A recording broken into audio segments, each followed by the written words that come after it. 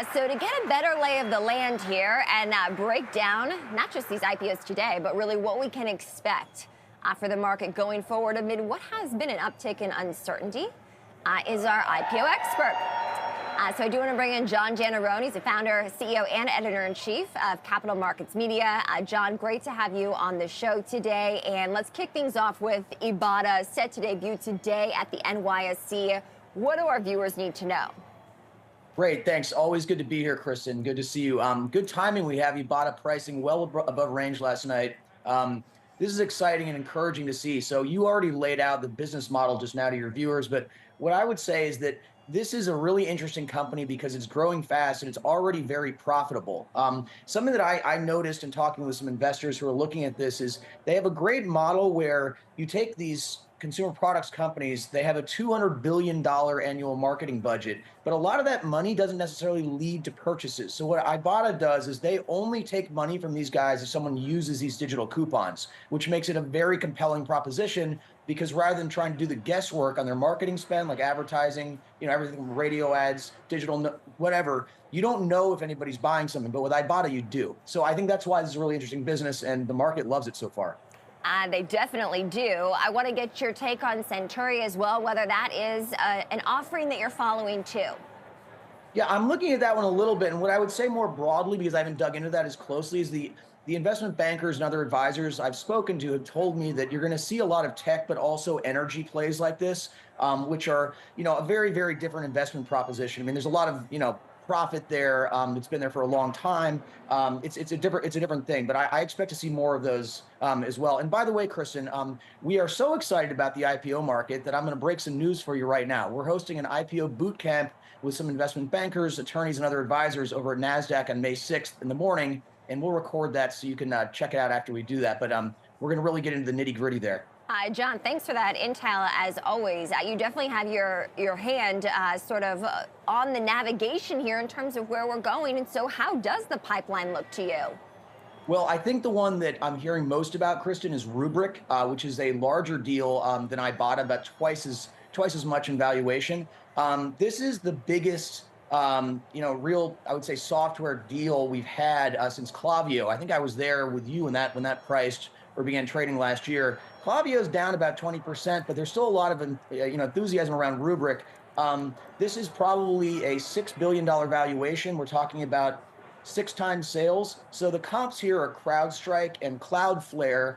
It looks like it's the top of the range. It's still cheaper than those guys. The big problem with this one, Kristen, is that they're losing a lot of money, which has been a hang up, as I'm sure you and your viewers have observed over the last couple of years here in this market. So if this one trades well, I mean, that could really open the floodgates because it would be a serious sign of confidence in the market. Yeah, I see a Microsoft-backed company, and certainly that software cloud space we know has been a focus, John, certainly over the years or so.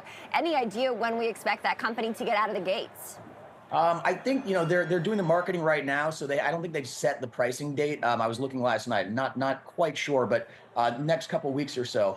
Yeah, I'd also point out, these guys work with some of the biggest companies in the world, Pepsi, Home Depot. So you got that real institutional sort of backing in terms of Microsoft being there as an investor, along with these blue chip clients. So I think that this is a really interesting one. One other thing that I noticed about this, Chris, and I always like to point out because we talk about corporate governance a lot here, is that there's super voting shares here, right? So those shares that are being offered to the public have 1/20th the voting power of the founder shares. So just keep that in mind that the rest of the shareholders don't have much say in how the company's run. Very good to know. John, in terms of what we see playing out in the stock market, we've seen stocks take a tumble and volatility pick up these past few weeks, certainly in the month of April, amid geopolitical concerns, persistent inflation, the Fed dialing back interest rate cuts, and stocks have fallen on that. Could that impact the IPO market? It absolutely could. I mean, I would say, Kristen, the one thing I would pay most attention to is volatility, and there has been more volatility lately. I would pin that mainly on monetary policy. So I think that, Jerome Powell is not convinced that we're out of the woods. He communicated that very clearly the last couple of times he spoke. So that's something everybody's watching. But look, the bankers I talked to say there's a great pipeline of deals expected to price in the next couple of weeks. So things are moving on. I would just say there's a little more hesitation than there was a couple of weeks ago, but it's still all systems go. And in terms of what investors want to see from some of these deals, I know profits very much in focus, that path to profitability as well. Has that dynamic changed at all? Yeah, I think that it's almost a bit more about what the companies want to do. A lot of these companies are going to have to sell shares at a lower valuation than they were able to command a couple of years ago in the private market. And I think that as time has passed, they're sort of expecting that. Now, on the other side, with investors, I think what people like to see in the IPO market is exciting, high quality growth. And I think that the companies we just spoke about, Rubrik and Ibotta, have those. But again, you just alluded to it. I think Ibotta is an easier sell right now because of all those profits. Interesting. John, in terms of deal activity, is there any sort of number that we expect in terms of overall deals in 2024?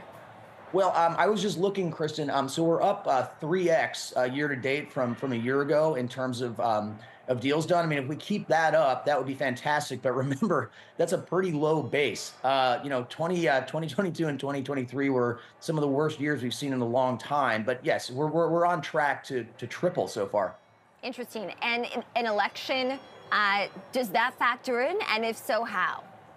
Oh yeah, certainly does. I mean, I think that that's going to be a tricky time in the markets. The election could well be contested. If that happens, that's certainly going to cause some mayhem. So I think that I would expect deal activity to push on here into early summer, and we should see a lot there. And then September as well. But yeah, things will cool off October, November when there's all that distraction about. Anything else, John, our viewers should know as we take a look at the IPO landscape today?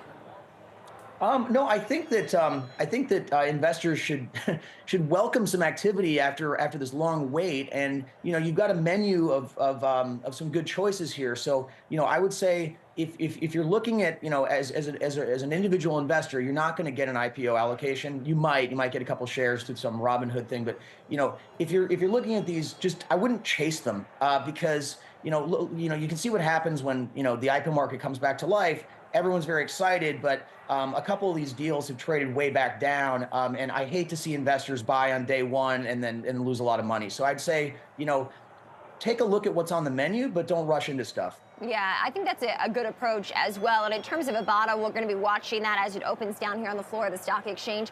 What would make that a success on day one of trade? I think, well, okay, I'm pretty convinced, Kristen. I mean, if I were a betting man, this will open at about $100, and so that'll be a nice pop.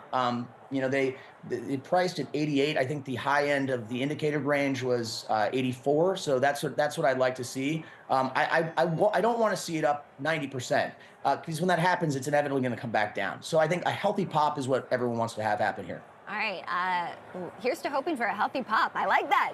John Generone, founder, CEO, and editor-in-chief of Capital Markets Media. John, always a pleasure. Thank you.